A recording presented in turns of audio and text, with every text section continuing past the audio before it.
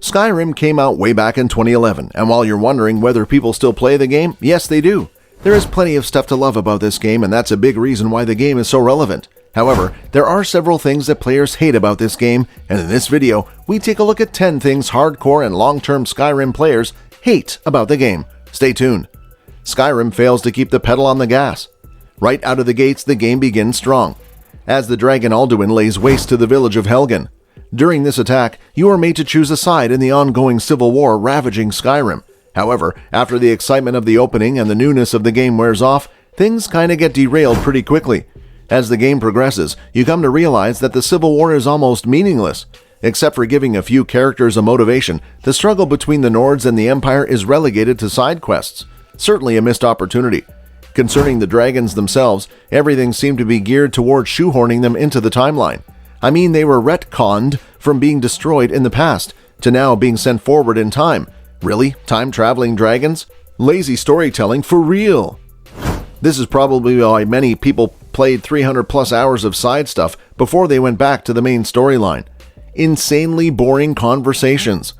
When it comes to followers in Skyrim, Bethesda certainly took the quantity over quality route. There are almost 100 different companions in the game. However, we use the term different very loosely.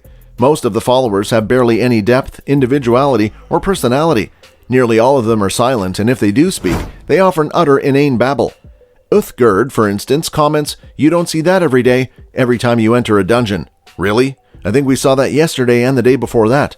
Many can be found in taverns hawking their hollow dead eyes for companionship, while others are made your housecarl, like Lydia, who always repeats, "I'm sworn to carry your burdens," every single time you ask her to hold something. Every single time. It gets you every time she says that, and not surprisingly, many people hate that. Your opinion just doesn't matter. It can be hard to recall when you were required to ponder your options in Skyrim. In both the main quest line and side quests, no real choices were offered to the player that had any lasting consequences. Nothing really feels impactful. When given the choice to choose either the Empire or the Stormcloaks at the beginning of the game, all you seem to be doing is deciding which color of dudes are going to be slaughtered and infinitely respawn as you escape Alduin. More significantly, the game forces you to be a good guy. Regardless of what you choose to do, the worst you can possibly achieve is chaotic good. So too bad for you sociopathic roleplayers out there. In a game that puts so much care put into lore and world construction, it's quite annoying when it feels like you are being put on rails to watch Skyrim go by rather than experiencing it. Don't bring a sword to a dragon fight.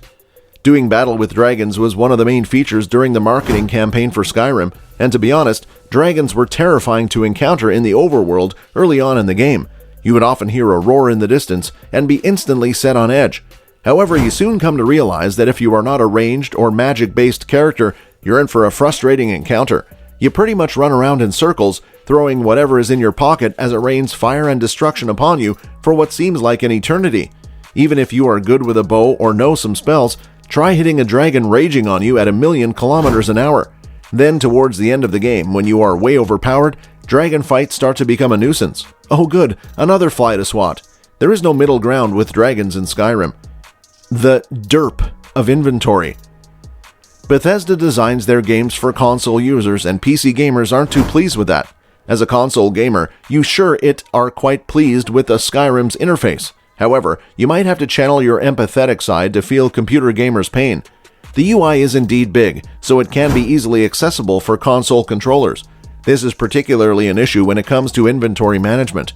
The categorization is extremely limited, often forcing a crazy amount of scrolling. You can see how this could be quite clunky on PC, where a mouse could allow for more dexterity.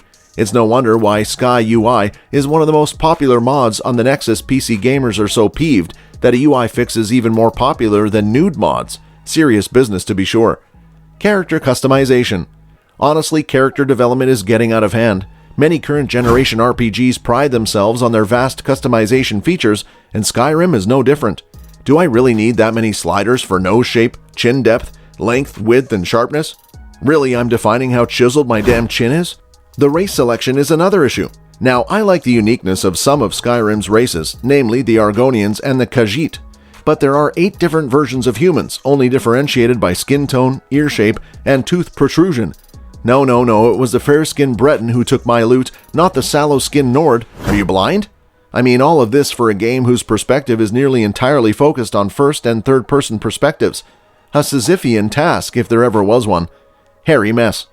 While we're on the topic of aesthetics, what in the hell is up with the hair in Skyrim? I mean, look at that monstrosity above. It is quite apparent that you will be rocking a helmet for most of your playthrough, but I'm here to beat a dead horse, so won't you join me? We all want our heroes to look appealing, so when you are forced to walk around with your head looking like little Timmy got into the construction paper and safety glue, it's a little hard to capture that epic dragonborn vibe. Again, the Skyrim modding community comes to the rescue, as there are literally dozens of hair mods on the Nexus. Seems to be a trend here. Is Bethesda intentionally derping their games to create a vibrant modding community? The DLC. You cannot compare the DLC to that of Oblivion. Shivering Isles from Oblivion is often considered one of the best pieces of DLC made, but I am gonna do it anyways. Skyrim's Dawnguard was, It was plagued with many of the same problems as the base game. Repetitive dungeons and quest lines, lack of player choice, and relatively easy. It was also primarily set in a really boring spectral world. Hearthfire felt like a medieval Sims game. I know a handful of community-developed house mods that offered more in ways of variety, customization, and originality. I will admit, though, I enjoyed Dragonborn. Solstheim was an interesting, brutally beautiful, and diverse locale. However, the story was a little underwhelming, and Hermaeus Mora's realm of Apocrypha got repetitive very quickly. Joined a guild? No one cares. Factions have always been a mainstay of the series. They represented how you would play your character, affecting your actions and choices made. Being part of a faction made it feel like you were part of something bigger. It was a significant factor in enhancing the role-playing aspect of the Elder Scrolls, making the game immersive. Unfortunately, the guilds in Skyrim don't do anything. They are essentially themed versions of the questing issues that Skyrim is plagued with. Join the Thieves Guild, fetch the thingamajig, real sneaky-like. Or the Dark Brotherhood, where you kill what's-his-nuts, but in a dark way. But after the job's done, no consequences for you or the faction. To make it even more silly, you can be the leader of all factions at the same time. This seems to be everyone gets a participation trophy gone amok. Repetitive dungeons. Coupled with the insane amount of fetch and kill quests is the repetitive dungeons. Don't get me wrong, I love dungeon crawling. It's literally why I love playing Elder Scrolls games. However, after the initial shine of the expansive dungeons in Skyrim wears off, you find that they all seem to bleed into one. While Skyrim does offer some unique dungeons, most dungeons look the same because they are a rehash of assets. I get it, time and money are issues. You can't have someone making every dungeon its own unique little snowflake. But when you have to slog through yet another cave, cellar, dungeon, or shack, whose rooms are nearly indistinguishable from one another, just to kill another rando or gather a fancy hat, it gets a little dull.